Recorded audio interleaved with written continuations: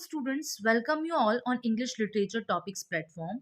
In this video, I am going to tell you a very important literary theory which is structuralism. This particular theory, structuralism, marked and bloomed in 1950s by Ferdinand de Saussure, who was a great Swiss linguistic and who also known as the father of modern linguistic. ये जो structuralism theory है, इस पे आज हम बात करने वाले हैं, जो लिटरेचर के बच्चों के लिए बहुत ही इम्पॉर्टेंट है।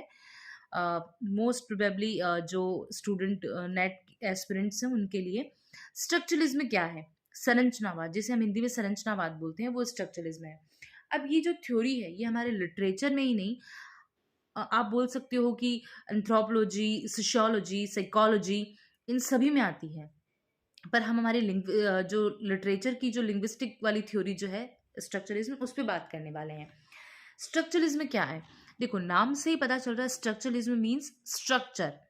मतलब अब आपको किसी भी टेक्स्ट का स्ट्रक्चर पता होना चाहिए।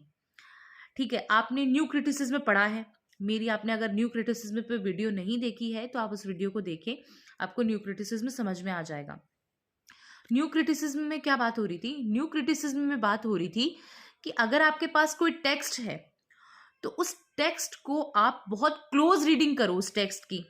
उसमें हमें ऑथर क्या कर रहा है, ऑथर क्या सोचता है, ऑथर क्या करता है, उससे कोई मतलब नहीं है, हमें टेक्स्ट की क्लोज रीडिंग करनी है। और यहाँ स्ट्रक्चरलिज्म में बात की गई है, अगर आपके पास कोई टेक्स्ट है तो आपको मतलब किस अकॉर्डिंग वो टेक्स्ट लिखा गया, उसका स्ट्रक्चर क्या है, वो पता होना बहुत ज़रूरी है। आपको एक तो लैंग्वेज पता होना बहुत ज़रूरी है कि अगर आपके पास लैंग्वेज नहीं है तो आप कुछ सोच नहीं सकते। आपको लैंग्वेज का नॉलेज होना बहुत ज़रूरी है। उसके अलावा क्या ह्यूमन क्या सोचता है, क्या करता है, क्या फील करता है, वो पता होना बहुत ज़रूरी है। ये जो थ्योरी स्ट्रक्चरलिज्म, ये अनकवर करती है स्ट्रक्चर को, क्या कौन सा स्ट्रक्चर जो ह्यूमन सोचता है, करता है और फील करता है और जो है अज्यूम करता है, उसको ये क्या करती है, उस स्ट्रक्चर को ये अनकवर करती है स्ट्रक्चरलिज्म जो थ्योरी है। फर्डिनेंड दे सोश्योर जो एक स्विस लिंग्विस्टिक है, जिनका 1857 और से 1913 तक जो है लाइफ स्पैन माना जाता है, उन्होंने ये थ्योरी दी। तो उन्होंने ये थ्योरी कैसे दी, मतलब उनकी ऐसा कौन सा वर्क था जिसमें ये थ्योरी, बहुत ही इंपॉर्टेंट उनकी एक बुक है, कोर्स इन जनरल लिंग्विस्टिक। अब ये बुक उन्होंने लिखी नहीं थी, ये एक प्रोफेसर थे कॉलेज में, और जब ये अपने लेक्चर्स देते थे तो स्टूडेंट ने उनके नोट्स प्रिपेयर करके, इनके मरने के बाद इनकी बुक, उन नोट्स को कलेक्ट करके एक बुक बनाई। उस बुक का नाम था कोर्स इन जनरल लिंग्विस्टिक, जो कि 1915 में पब्लिश हुई थी। उस बुक में आप देख सकते हैं कि इन्होंने स्ट्रक्चरलिज्म पे कितना जो है बात किया है। स्ट्रक्चरलिज्म के बारे में इन्होंने इस बुक में बताया। इनका मानना है कि अगर आपको कुछ भी टेक्स्ट पढ़ना है तो आपको उसका एक प्रॉपर स्ट्रक्चर पता होना बहुत ज़रूरी है। अगर आपके पास स्ट्रक्चर नहीं है तो आप उस टेक्स्ट को अच्छे से नहीं समझ सकते हैं। उसके अलावा ये क्या बात करता है कि आपको साइन नॉलेज होना बहुत ज़रूरी है, सिंबल का नॉलेज होना बहुत ज़रूरी है।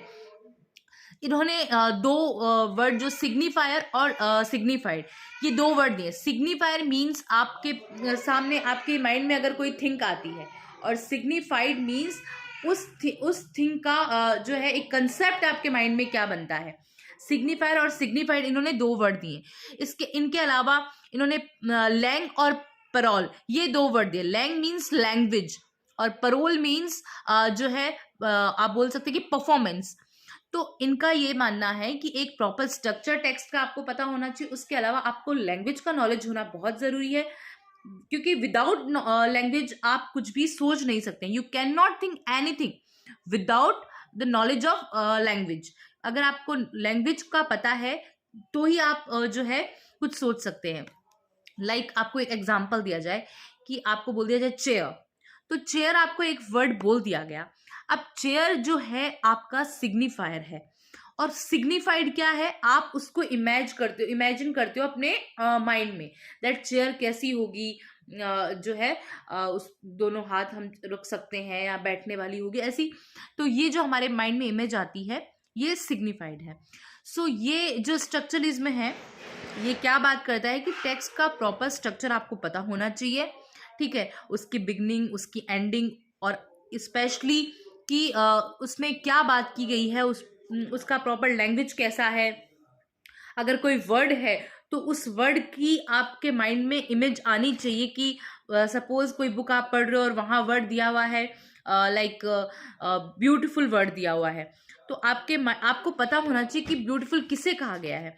एक्चुअली देखो, कभी भी कोई वर्ड यूनिवर्सल नहीं है, उसको धीरे धीरे बनाया गया है। फर्डिनेंड डे शॉशर यही बात करते हैं कि कोई वर्ड जो है वो हमने खुद ने ही बनाया है, हमने उस वर्ड को बार बार यूज किया है, तो उससे पता चल जाता है कि उस वर्ड का मीनिंग क्या है। कोई भी वर्ड यूनिवर्सल नहीं है, हम उसको खुद क्रिएट करते हैं। हमने किसी वर्ड को अगर बार बार यूज किया है तो हमें उसका मीनिंग समझ में आ गया दैट हम इस चीज को ये बोलते हैं। अब सबकी अपनी अपनी लैंग्वेजेस होती है, कोई किसी लैंग्वेज में बोलता है, कोई किसी लैंग्वेज में बोलता है। तो ये हमारा स्ट्रक्चरलिज्म है। स्ट्रक्चरलिज्म में क्या बात की गई है कि हमें एक प्रॉपर स्ट्रक्चर पता होना चाहिए टेक्स्ट के लिए, हमें लैंग्वेज पता होनी चाहिए, और हमें सिंबल्स पता होने चाहिए। अगर ये सब हमें पता नहीं है तो हम उस टेक्स्ट को कंप्लीटली नहीं समझ सकते हैं। आई होप कि मैंने आपको स्ट्रक्चरलिज्म समझाने का ट्राई किया है। फिर भी मुझे ऐसा लग रहा है कि मैं उतना बेटर नहीं दे पाई हूँ आपको जितना कि आपको समझना चाहिए। तो एक बार फिर मैं जो है स्ट्रक्चरलिज्म पे आपके सामने वीडियो फिर से बनाने का ट्राई करूँगी, जिसमें आपको कंप्लीटली स्ट्रक्चरलिज्म और अच्छे से समझा सकूँ। बट अभी जितना मुझे समझ में आया मैंने आपको समझाया। उसके अलावा जो है फर्डिनेंड डे सोशर इसके लिंग्विस्टिक जो हैं माने जाते हैं। उसके अलावा आप बोल सकते हो रोलैंड बार्थेस और क्लूड डे जो है, ऐसे 5-6 राइटर्स हैं जो बहुत इंपॉर्टेंट है। वैसे तो आप इसको गूगल पर देख सकते हो। उसके अलावा मैं भी ट्राई करूँगी कि एक वीडियो ऐसा बनाऊँ जिसमें आपको इसके बारे में बहुत अच्छे से और प्रॉपर बता सकूँ। Thank you.